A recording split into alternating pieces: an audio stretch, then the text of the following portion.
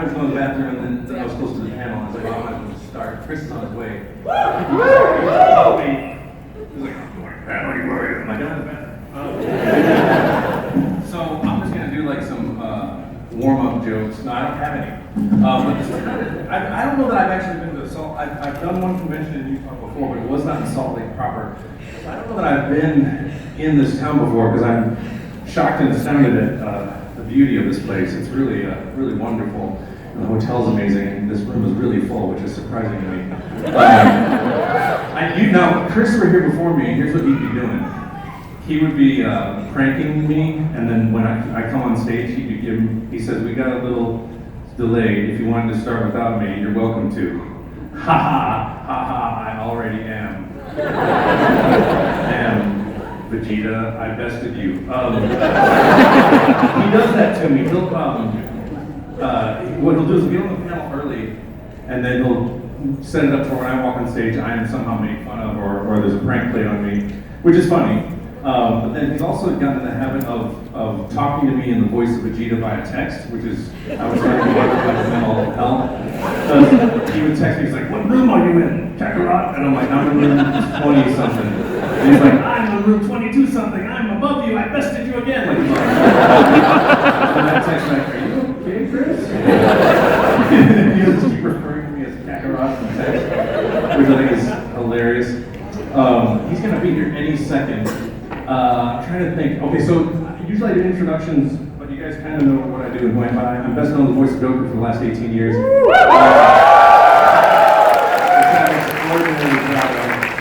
And I'm currently the voice of Goku and Goku Black, Goku Black Rose on Dragonball Super. How many people watching Super in English right now? Oh wow, thank you. I hope you like it. We feel like we're doing the best job we've ever done, and we're working really hard on it, more so than even Z, I think, because we know it's got to be right. And how many people watching Japanese? I don't mind if you do, it's fine, that's cool. Yeah, I have not yet. Moscow's great. I have not. She's amazing, and I do hear her every week when I'm recording, because we watch it in Japanese and we watch it in English. We watch it in Japanese, we watch it in English. But I don't watch ahead for a number of reasons unless I kind of need to, because what happens is I'll watch some subtitle version, and it might be different than the script we end up with because of our writers, and generally the same meaning, but sometimes the line's different, and I'm like, I get married to the subtitled script, and then when I get into the session, I'm like, wait, he said that, and I get confused, so I'm like, you know what, I'm just not gonna watch it unless I have to. And anyway, so I've done that for the last 18 years. I also worked on a lot of other shows like Pokemon, Ninja Turtles, Yu-Gi-Oh!, Yu-Gi-Oh! GX, Yu-Gi-Oh! 5Ds, Scooby-Doo. What else did I do? Fallout 4, I was in it. Like, Fallout 4.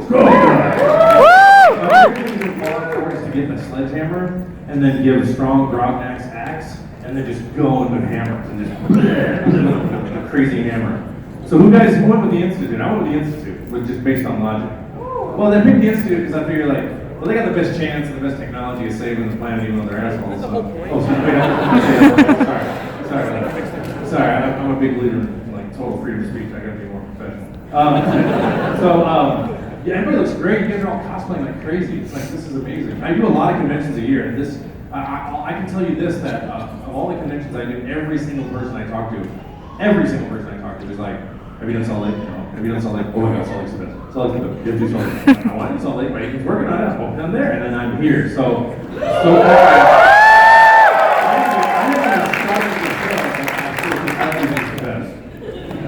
my cohort is, what's his, socially late, acceptably late, fashionably late, and he's wearing the highest in fashion. Yes!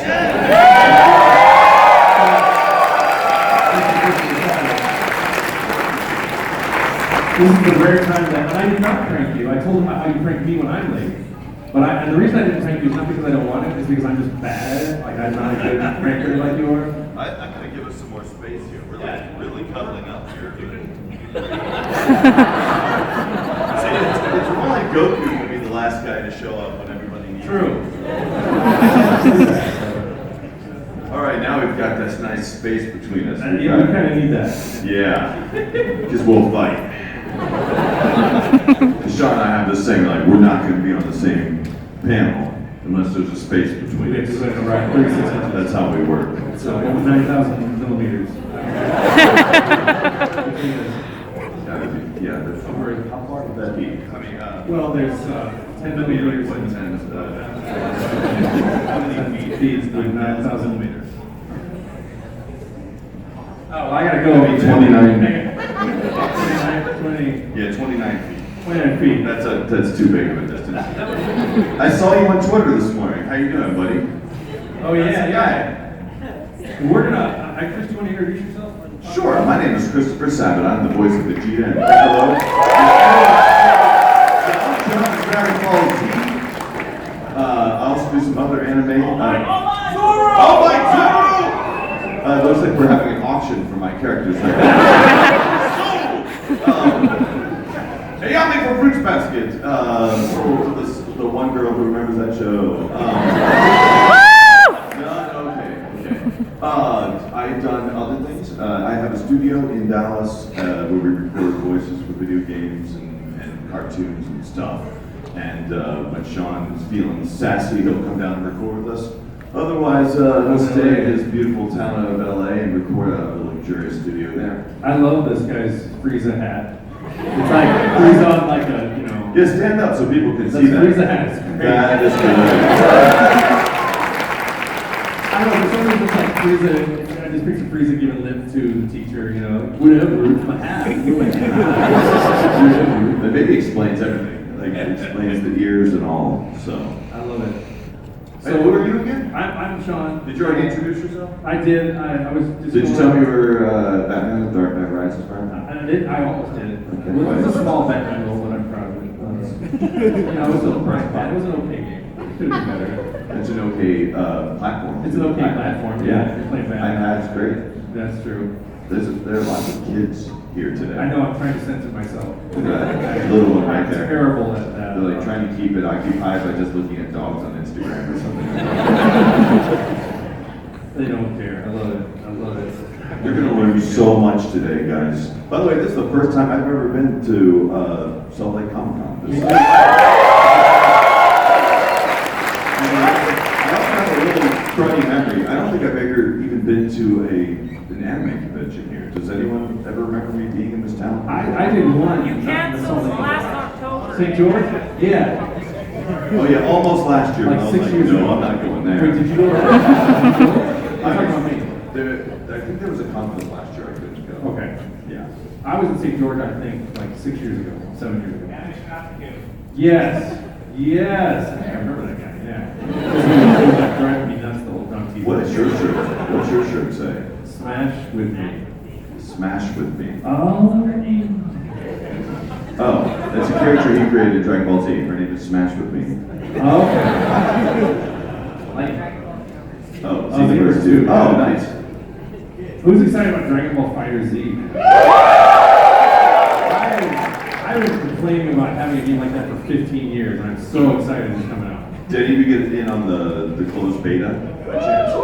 It's amazing. It's hard. Yeah, It's so hard. It's a hard game. It's a typical Guilty It feels Gear like you're in the style. game. Like we just finished recording. Like it's amazing. I finished my part. I think. Right? Am I done? Yeah, I got my engineer Steven and I both got into the open beta to kind of test it out, see if the English lines were working all right. And Steven's first words like, "I have never played a game this hard." Really? Yeah, it's hard. I mean, it's intense. Well, you and I played it at Anime Expo. Yeah, I was playing you, so I couldn't know how hard it was because it was you. I just remember winning. Yeah. Uh-oh. Okay, let's do some questions, right? Should we do that? Yes, and if you're cosplayed as Vegeta, you can have your question answered in priority. That's true. I did let them know that you like to speak to me as the voice of Vegeta via text. That is true. Randomly, and refer to me as Kakarot. Yeah, what? It's usually about besting me. Yeah, it's usually like if I'm on a higher floor. Yeah. Than Sean. What floor are you on? 20-something. Oh, darn, you bested me again. Wait, what floor are you on? I'm only a power level of 18. You train hard, but move your room. And you did it so effortlessly. I just said, can I have an upgrade? He said, okay, you can have an upgrade. And they put me in a suite. I think you have to channel your anger in order to power up to that level. That was really bad. No. Any questions? No, there's no. Oh, there's a tab in here too. Sorry. Yes. Yeah.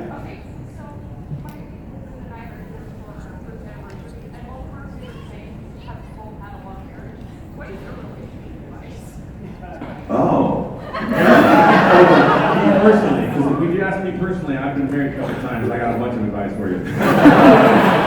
But if you're talking about Goku, he's the last person you should ask. Vegeta would be a better choice. I guess Vegeta's advice would be, let her have her way, always, and then do what you want. Try to be gone a lot. That's the best thing. You know, in a very recent episode of Super, they finally revealed like why Saiyans chose the women they chose. Oh yeah. Do you guys remember that moment? Yeah. Like, Vegeta's like, Saiyans like strong women. It's awesome. It totally makes sense. In fact, Piccolo's line was something different, and I changed it to that explains everything. I thought it was that's awesome, man. Hey! Hi. Oh shit. Baby went. He's talking to me. Other questions? Sorry, that's the best advice I have. Sorry, Vegeta has no advice on marriage. He's very lucky to be married. Yes. Go Super Saiyan! That Super Saiyan 3? Yeah. I have to, this is my director, and I forgot, yesterday I went and did an episode of Super and got on a plane. And when I get back, I gotta do another bunch of screaming, so I hesitate to scream. Also, I do scream for very long periods of time. I have to be honest with you though, I think some of my screams are edited together to make them seem longer. Because I tried to copy ones, I'm like, I don't think I did that long. Although there's one reason when I did for episode 39, it is all me, and it's not put together. I was trying to hold it forever when Goku's power up in the background, build up the count 10 times 10, and then so-and-so hit or whoever's talking, and it's in the background, it's like, forever. Forever. Then I passed out, I think, a little. Mark was like, "Come on, you pass out," and I said, "That's our engineer, Tom Clark. He won't mind that I do that very much. So I do it to his face all the time. He loves it." Yeah, he's been beaten into submission. He's really, yes, he's not totally into submission. But I would love to power up for you, but I really got to save the vocal cords for my actual job. All I can tell you is that if he was going to power up Super Saiyan 3, he'd have to tell you first.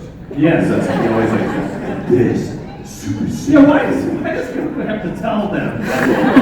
This is Super Saiyan 1. This is Super Saiyan 2. It's only slightly different than Super Saiyan 1. Super Saiyan 3 is way different. Like, what difference does it make to the enemy? You know? The same reason that someone would like explain to you the intimate details of, say, a watch. or Yeah, but when they go, this is my gun, and now I'm going to cock it, and now I'm going to shoot it. Does anybody do that metal? They might. They might. You get shot It'd be really before funny that. if everyone had to announce their shot. Shots, yeah. The rules of engagement. Yes. Oh, nice flavor saver, Vegeta. Yeah. Hey, so can you have the voice of Vegeta? Explain to me why Vegeta never wanted to go Super Saiyan 3. Couldn't do it? Oh yeah, we've never seen Vegeta do it. He just jumped in the God mode. He doesn't even mess with it. I'd love to see him. Vegeta doesn't have to do everything Kakarot does. Take a break every now and then. No, I think it's just another one of Akira Toriyama's horrible ways he likes to torture Vegeta.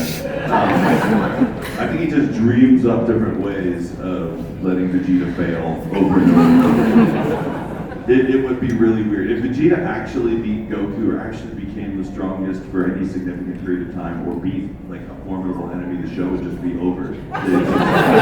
True. I'm hoping that Sean actually had a great idea for a storyline that I really wish they would do. Well, the one It's the where- one where Goku hits his head and becomes evil again. And then Vegeta has to teach him how to be nice. Go to the door or something for the women. I'm not sure. Say thank you and please or some type of thing. Like I can do it. Because we've joked about it a lot. Like Vegeta has the best character development in the series. He does. Because he had a terrible childhood, had a terrible parent, Terrible parents, probably all of them. He's had victory taken away from him at Yeah. every turn. Yeah, he's supposed to be like, supposed to inherit the throne. He has no planet now. And then at every turn, like some guy with zero training who just happened to have fallen on his head as a child, and that's the only training he has is the person to beat him all the time. And Goku, on the other hand, is super powerful because he has a brain injury, and that's it. Which, it's one explains it explains a lot. That's why I have a scar on my left eyebrow. When I was a little kid, I rode my Wonder Horse down and smacked my head open really hard. Like I was like 3 or 2 or something. It was crazy. Did you yell, "This is my Wonder Horse"? This is my Wonder Horse, I'm gonna ride it. Great, Mom. I just saw a recent picture of Sean. He sent it to me, apparently from like maybe high school or something, where he's standing. He likes to, I guess. I was in college. Oh, that was in college? Yeah. You like to draw like wieners on stop No, signs? I was really proud that when I first went to college, I had vandalized the crosswalk and had drawn a wiener on an anatomically correct wiener on the crosswalk guy. And then I closed it to the sign. I'm like, I did that. I got away with it. I was 15 years old, stupid. I don't recommend it. I just have to say that now because I'm older, but it's fine. So was it still? I don't know if it's still there because that's 1987 when I drew that on there. I'm sure they scrubbed it, and I used a permanent marker though. On purpose. I blew the balls too. I have it on my phone if you want to see. No, I found that while I was going through some old photos. I'm like, oh my god, it's a picture when I. Do you have to look at a lot of reference images to, Well, I have my own equipment to do so. So But I was trying to make it accurate. Were you looking at references at the time? Like, were you just... Sorry, this panel. But I had to climb up there. You notice it's on a tall sign. I had to climb up there. Yeah. To do it. I'm proud I of was you. in much better shape at the time. This is why we can't have nice things. That's why the University of North Texas can't have nice things. Like crosswalks. Like crosswalks. Yes. Okay, please answer in character. Okay, maybe? Who would win in a fight? Vegeta! Or Dragonball Z character or 100 mini Shreks? Shreks? I don't know, man. I mean, they're mini. You just step on them. You know? What's that? You can step on them fast. Shrek is no fighter! Yeah. Even 100 lame Shreks couldn't beat me. It's like Banaka looks like skinny Shrek now. The new Banaka character. I'll tell you what, Chaozu would be terrified of. I met somebody at the car dealership who was a huge Chaozu fan, and I tried to tell her, hi. You want to say Kamehameha?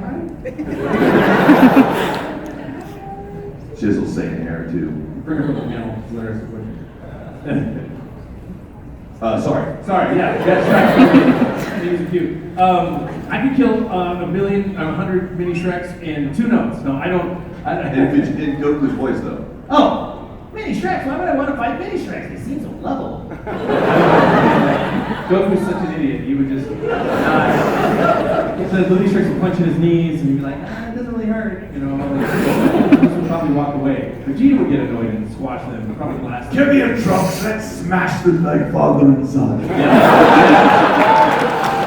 There's definitely a different way of creeping out of the sewer as Pennywise. And I texted him back, it all makes sense now. Because he says, I got a new power level down here. He's looking down the sewer. He's looking at Vegeta. Yeah, got a new power level down here. Come on, Vegeta. And it totally makes sense because he always calls Kakarot a clown, too. That's one knowledge you picked, Chris. Whoa, I'm picking the micro mini prop. Actually, the smaller version of you. Like you. Sorry, you're next, though. I promise. That's hilarious.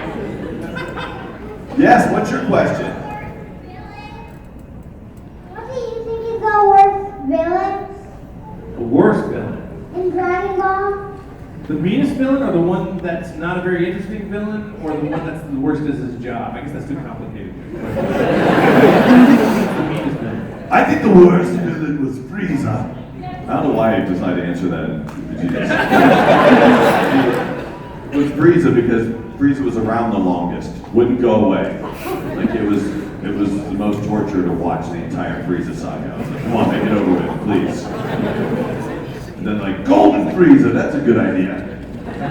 Yeah, the worst one. Yeah, I would say Frieza was the worst in every way. Like, kind of like. Well, it wasn't so nice to Krillin, if you recall. Exactly.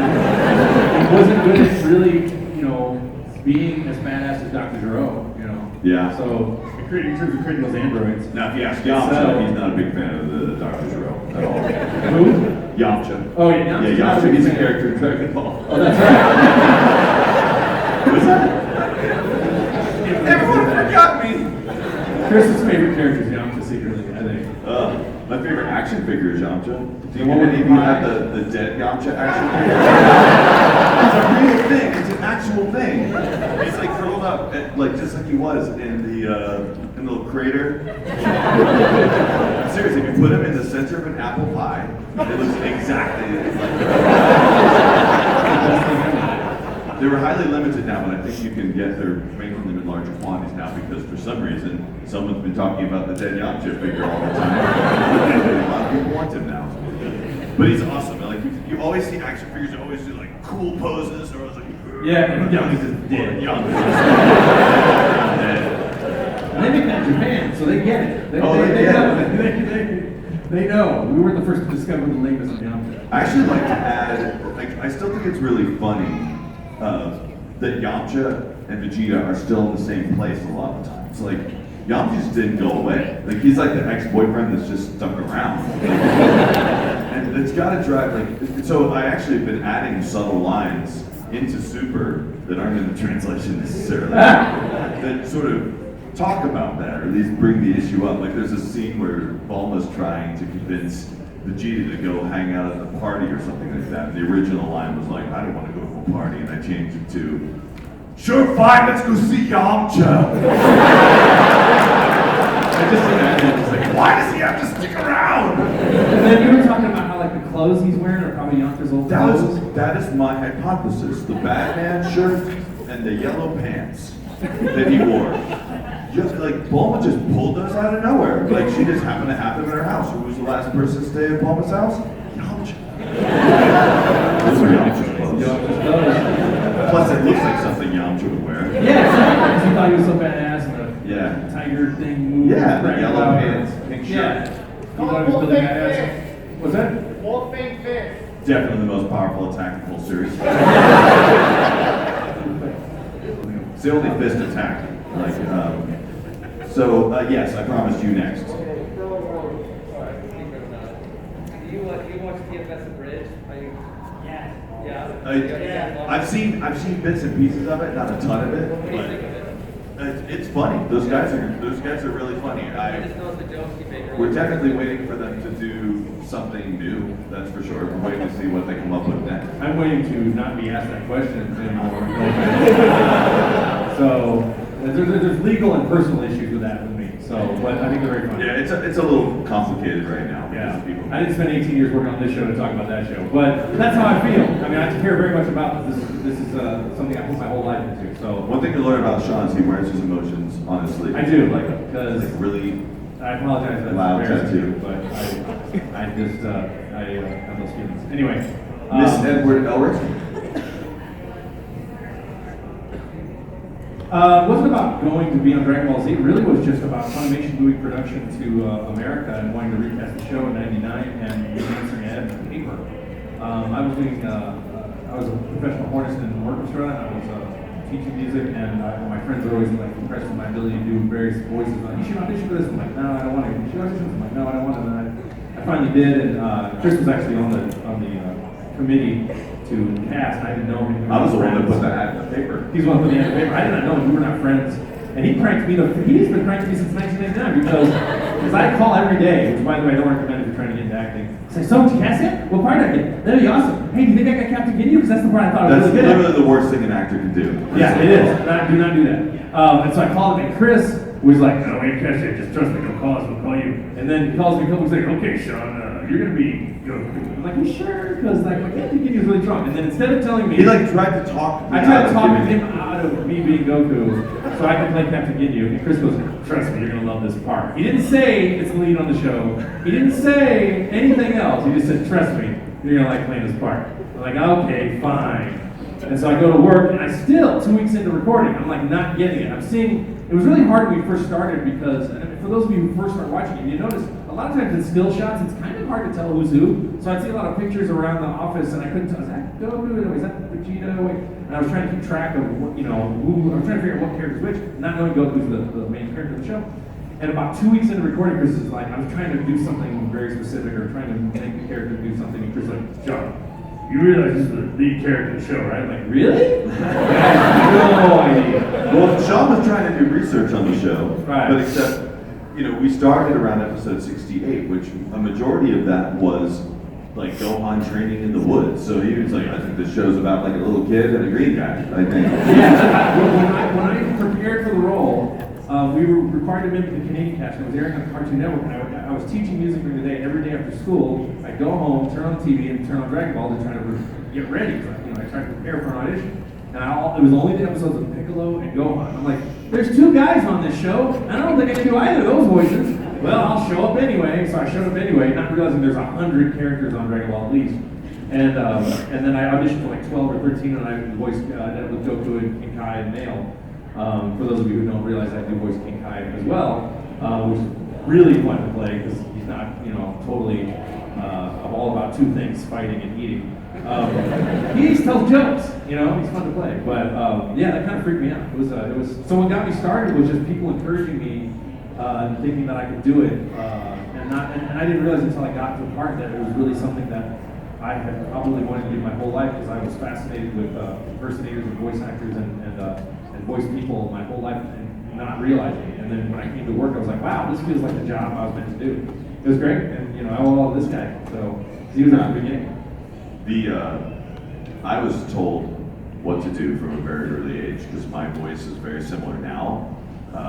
To the way it sounded when I was 10. Like in between like 6th and 7th grade or whatever, my voice dramatically dropped from like a really high-pitched kid's voice to the voice I have now.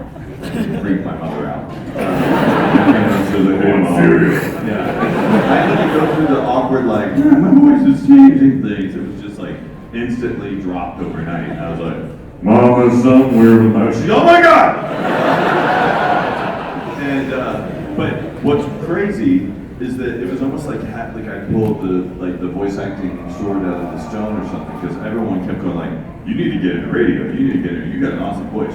So everyone has always said, I heard radio, and I did go into radio, and then I realized this isn't as fun as I thought it was going to be. I thought it was supposed to be like, madcap, hilarious, like making up things, whatever you want to say, but it wasn't like that at all. In fact, it ended up being really boring. So I switched to radio, television, film, and when I was in my senior year of school, I got a page on my pager.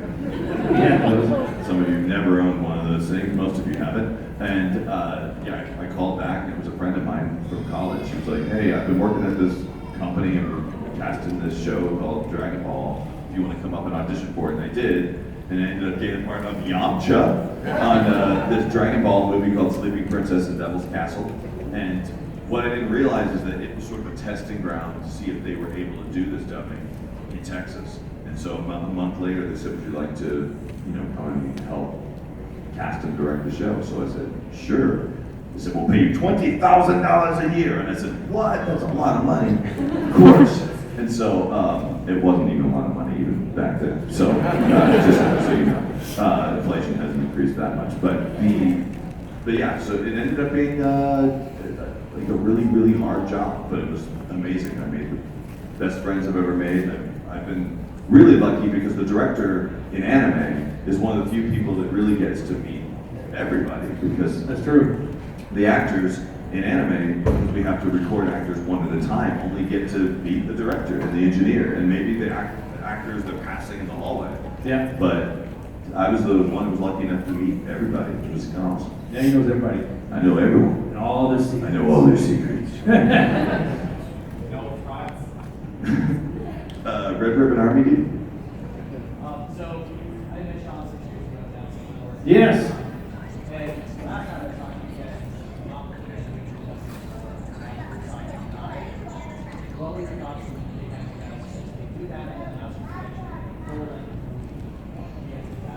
Oh yeah. Well, first of all, I didn't finish Kai until after I did the Battle of Gods.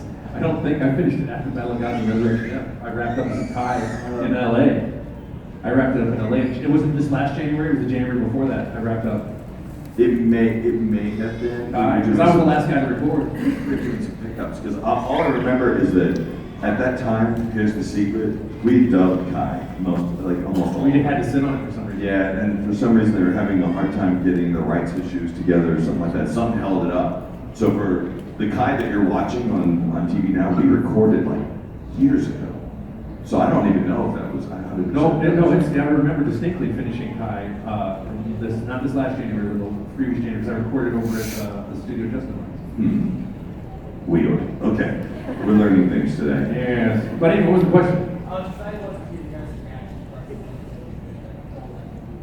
We were shocked, like totally shocked. I remember you tell a funny story about someone texting you. Yeah, someone texted me, and then my girlfriend, I was half asleep, I roll over, and I said, some friend of mine texted me, he's like, and then my girlfriend said, I said, is this real? And then she looked up, she goes, yeah, it's real. And I texted her, I said, oh shit. I thought I was done screaming. I'm not done screaming. And I don't think I'm gonna be done, because Masako's 80, and I'm 48, and I gotta compete with her. Yeah. And she's amazing, and so she's gotta keep doing this. She's been doing it since she was like 40-something in the 80s. So I don't know if I'm gonna be doing Goku. Yeah, man. I sound like Master Roshi about that. I don't know. I always had this weird thing of like living in a house on a hill in the woods, and then young, like being 110, and some very coming to find some quest, and I kick kids off my lawn. Yeah, but you're the original, you're the Goku guy, you're the this. I'm like, yeah, my God. Then I finally tell them the whole story. It becomes a movie. You know? I don't know. And then you show up at the end. I don't know. And I'm even older, somehow. I know I'm younger. But I've aged because I deserved it. Let's see. Vegeta cosplay back there, yes. Yeah. Who would win in a fight? All Might at his prime or Vegeta? Oh man. Vegeta would win. Only because I think Vegeta would be able to drag the fight out long enough for All Might to shrink back down into his no might stage. So, are you talking about All Might before he was injured? Yeah, like in his prime. I don't know enough about All Might in his prime yet to answer that question, but currently my vote would say Vegeta because All Might is kind and Vegeta is not.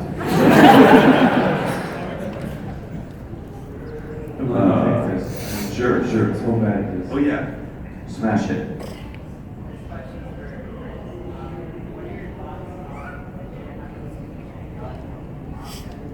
Vegeta having the Super Saiyan God form in the manga versus the anime. It's my understanding that he has Super Saiyan God form in both. He just doesn't really announce it in the same way. I think he'll talk about it I know in a recent episode of Dragonball Super that we just recorded. There's a line in there justifying that. They do a poor I job. feel like his hair is blue. He's in God mode, and his hair is blue. Yeah, he does get blue hair. I think he's. Oh, well, that would be in Toriyama, isn't it? Yeah, sometime the anime in the month. That's just going to be one reason why we'll eventually just record a Dragon Ball Super Kai. And we'll fix all the problems. We're going to edit this 100 episodes down to the 20. Guys, I'm going to admit a mistake.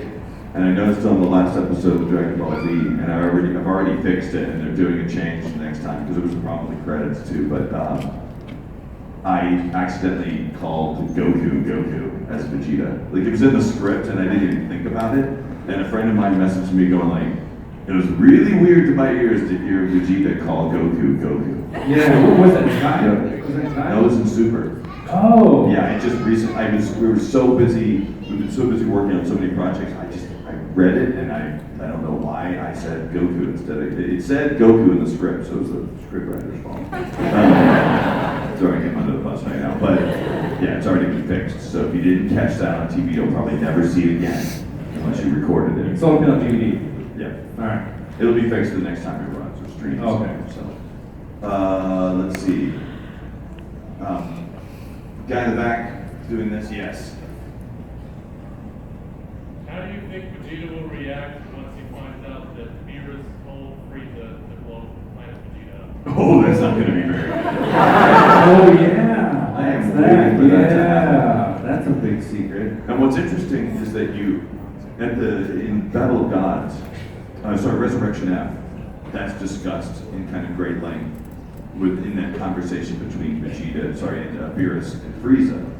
And then Frieza is dispatched, is killed at the end, or you think he's killed. But then, I don't want to spoil anything, but there's a chance that, possibly, Frieza might come back and spoil that for people. I think that would be a really interesting reason to bring Frieza back. I would love to see that interaction go down. I do think that I believe that there's going to be a serious interaction between Vegeta and Beerus at some point. Like, it's going to be pretty serious. And if it isn't already happening with manga. But my thought is that at the end of Super, Vegeta is going to be a destroyer, and Goku's going to be an angel. It'll be the Goku will be jealous of Vegeta finally because he doesn't need to blow up or fight or attack anything. I think they were he has to be perfect. nice. I think they're perfectly made for it. I think They are, but Goku won't be able to fight anymore if he's like weeks probably. He'll be just like not being because Goku loves to train and fight. That's But true. it'd be interesting if they end up that way. Maybe Vegeta's actually making a secret plan to learn everything he can to bide his time. Well, of course he doesn't know yet. That's right. He doesn't know. We don't know. Oh yeah, he doesn't know. We don't know if he knows. So many layers. It's an onion. Dragon Ball, the onion keeps on giving. Dragon Ball shirt in the middle, yes. Quick question. Sean, one of my favorite characters you voice is Gaston and Berserk. And with that, his death and that whole eclipse, that still serves as a nightmare to people. Oh yeah, Berserk is amazing. I was wondering if there was a character that stuck with you, or when you found out you were going to have to be voicing this big scene, your character died, really stuck with you. Oh, wait, are you asking about Gaston particularly, or any character that stuck? Any character you voice that's picked a bucket. That died that has stuck with me emotionally. Oh, well, Gaston would be one. The funny thing was I was almost Guts in that show. I was second to be Guts, and then they picked Mark director. Yeah, I auditioned, and I did not know Mark at the time. He's a friend of mine now, and I was jealous of him kind of after listening to Berserk. He was absolutely a better choice than me for Guts. And that was the only part I auditioned for, so Michael just threw it. He goes, oh, you got a great role for it. It's going to be Guts' best friend, and it's going to be great. I'm like, oh, that's cool, great. And then he's like 10 lines and he dies. And in a horrible death. He's with him all the way. And Guts doesn't even treat him like his best friend. He treats Griffin like his best friend. Yeah, a character that's died, that's stuck with you. It's more like show ends and it sticks with you. Like, for example, I loved Capital Mikey working on that. I played Gonard in that and a bunch of other voices in that. And that show was really stuck with me because that was a prelay show we did for Nickelodeon. And it was an anime parody and I really liked it. And that stuck with me. When Thumb Wrestling Federation ended, that also stuck with me, although I hated voicing that show because I could literally only do 1 hour of Colonel Cossack at a time because it's me screaming with a Russian accent, my falsetto, the entire time. And when I asked them, I said, hey, can I talk some lines, not screaming like, no, it's just funnier when he screams every line. And I was like, thanks. So I can only do 1 hour of this at a time, and I can do many, many hours of Dragon Ball. It's like harder on my voice than Goku even, because it's literally going like this! Every line, like the whole session, Chris. That doesn't sound fun. It's not fun, and I had to do like 12 different other thumbs. So it's more like that shows that end. Gaston was just kind of like, well, I didn't have any lines, I don't play characters who die. That's kind of my rule. I am a horrible troll, though. I have trolled some people with Berserk when they go, somebody was online and they were like, hey, I'm looking for an anime with not too much violence that's, family oriented. I said, I give Berserk a try. I told them. I trolled. I felt so bad, but I didn't. This is like a year or two ago. Somebody's on my Facebook page and like, this is something family oriented, the blood violence. And I'm like, Berserk is a really good one, dude. If not, then try Panty and Stocking. Yeah. I love that show. I do the voice of Gargamel in Panty and Stocking. I don't know how many of you have seen that show, but it's horrible. It's amazing. I've said the most vile things I've ever said in my life. in that show. Yeah. Let's see. Oh, there's a Goku Black back there. Uh-oh. Oh, with the Goku Black sight. All right. He's a Reaper. Well, he kind of is, but anyways, I was just curious. Are you guys familiar with the like there are character channels on YouTube now? It's kind of become a trend where people like act as a Dragon Ball Z character playing a game or something. I'm curious if you're. I have not heard of that. I've heard of the Scream Like Goku days, which I think is amazing and also terrifies me for this reason. The last thing I want to do when I'm not working on Dragon Ball Super is scream a lot, and I get more and more requests, even from Toya, was like, "Hey, you know, Lisa was like, are you gonna do this? Are you gonna do it with one of these?" Like, no. I mean, she wasn't asking me to, but I was like, I'm starting to get like the push to like go to a Scream Like Goku day. Dude, what you need to do is talk to Lisa Toya. Lisa, by the way, Lisa Yamatoya is the head of the U.S. office. Toya, yeah, She's awesome, and awesome she lady. controls our very lives, and we owe her everything. What you need to do is convince her that you need to do it somewhere awesome. That's true. We're gonna be I want to go on the Eiffel Tower. We're going to be doing in New York City soon. You Well, should that's do true. it, like, in Well, they have it in Washington Square, the arch, that's the copy of the one in France. What's it You called? need to clear the street and do one in Times Square. Yeah. I just totally do it. Yeah, wow. That- Do you? I don't want it, but that seems tempting. But make sure you have it. Then if I run, I gotta run out of breath. Like, hang on, let me edit myself together. And then just go into space. I took a breath. I think it'd be awesome. That would be awesome. So I haven't heard of the people doing that, but it seems interesting. Yeah, there's like a Lord Frieza channel, like Lord Frieza plays something, or like I actually myself started a Super Saiyan Rose Goku Black channel 2 months ago. It's actually been enjoying that. Oh wow. Okay, I'll check out your channel. I gotta go look into that. Maybe I'm gonna start a video game channel pretty soon where I'm playing games. You don't want to. I make fun of everything when I play games. I feel bad because I make fun of things I like too. So I'm afraid that I will offend colleagues of mine when actually I think they're great voice actors. But I will do bad impressions of all the characters I'm playing. Or sometimes I will like play Skyrim and respond. Like you hit the response. Like they'll talk and you hit the response at the right time. You can make them talk after you're talking, and so if you read the line, it can sound like a conversation. So I'll make like I'm a total like a dipshit in Skyrim, like, so where do I find this dragon?